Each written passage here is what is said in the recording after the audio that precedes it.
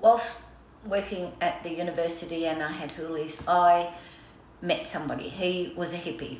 Somebody that, yes, was a lot of fun and different things. But anyway, he asked if he could come to Hervey Bay and visit me at one stage. And I said, oh yeah, sure. So he came up for a couple of nights. I went to work. I said, go and have a look around the town. There's this and this. But he never left the house. He just stayed there and ate his way through all my food.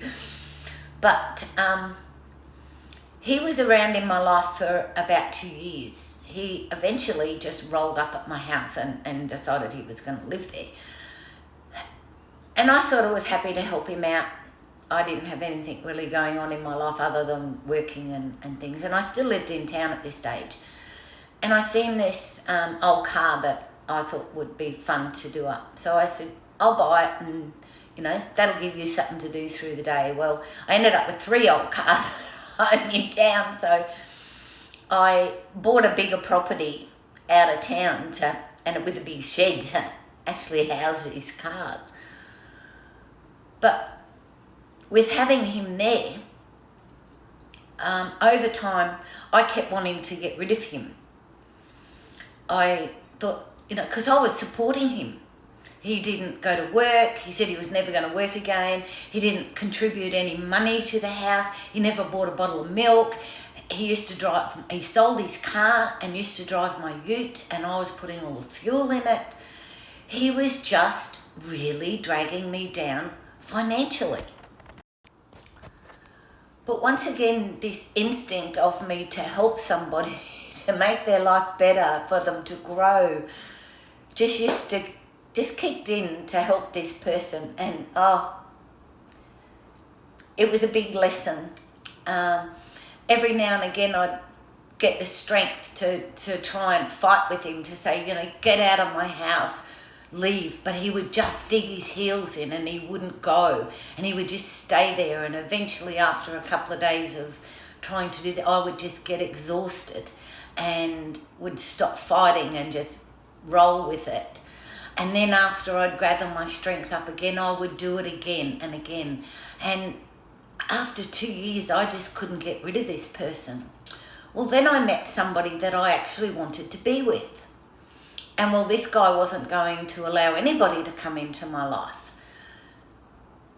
So the only way I could get rid of him out of my house was to tell him that I was renting. I rented my house out. I moved out of my house. I said, I cannot afford to keep living here like this. I need money.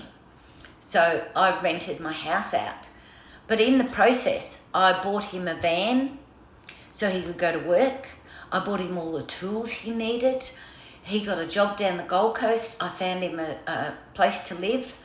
And next thing, a week later, I've got to sort back. I'm coming back to Hervey Bay. It's like, oh no. So by the time he'd come back, yes, I'd rented the house and I'd moved in with a farmer who I was having a bit of a relationship with. And once again, these are my cycles that I do. I help everybody. I helped his parents renovate houses. I worked on his farm. I did all these things. He did help me gave me an hour or so of his time, and every time I would say, I need to do this at my house, I need to do that. Yes, we'll do it when we finish this house of his, or yes, we'll do it when we finish that house of his mum and dad's. Nothing was ever for me first. It was always, and patterns, these are my patterns. I just keep helping people and get kicked.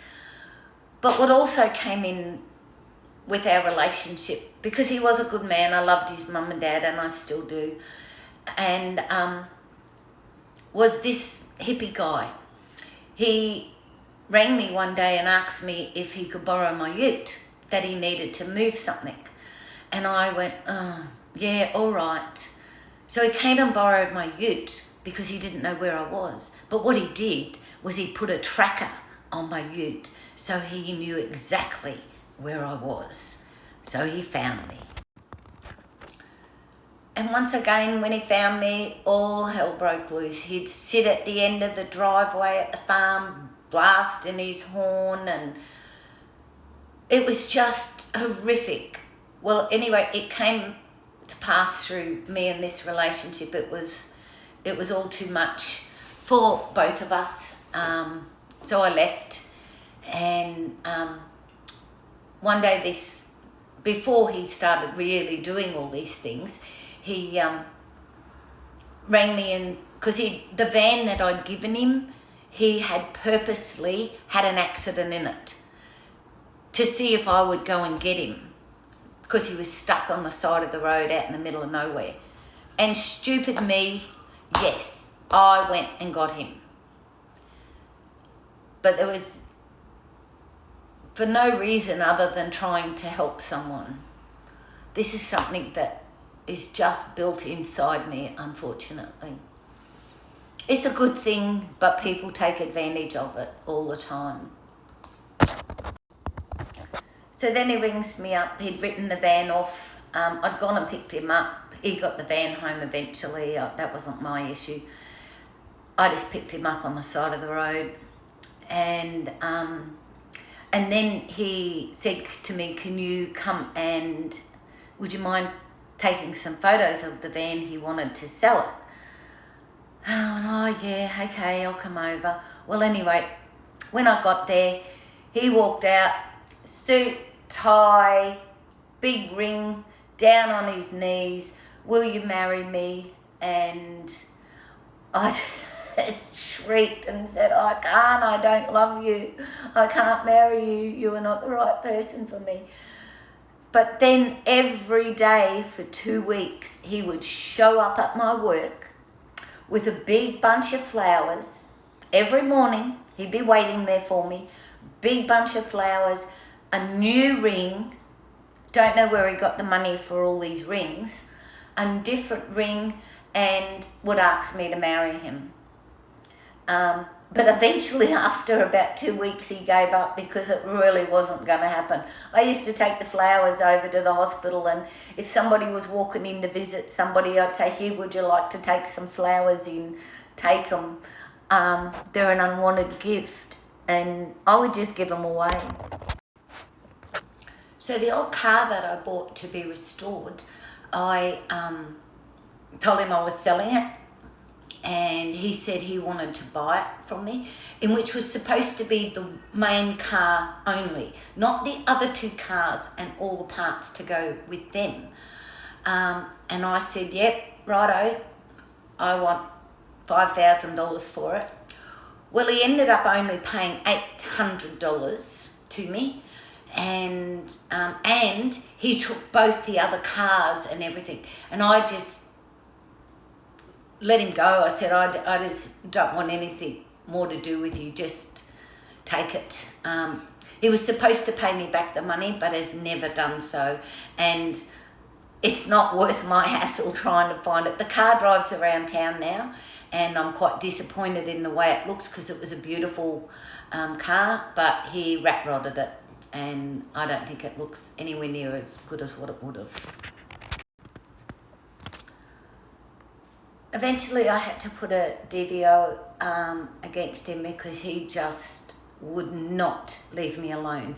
I remember one night I was in Maryborough, and I was trying to put directions into my phone where I was going to, and he would have rung me 200 times.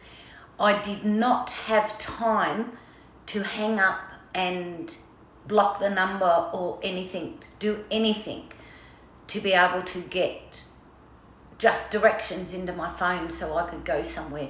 It was just horrific.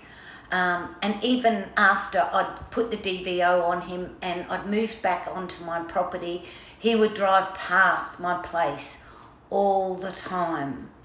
He just would sit outside and would be there. But thank God he's given up now. I don't see him anymore.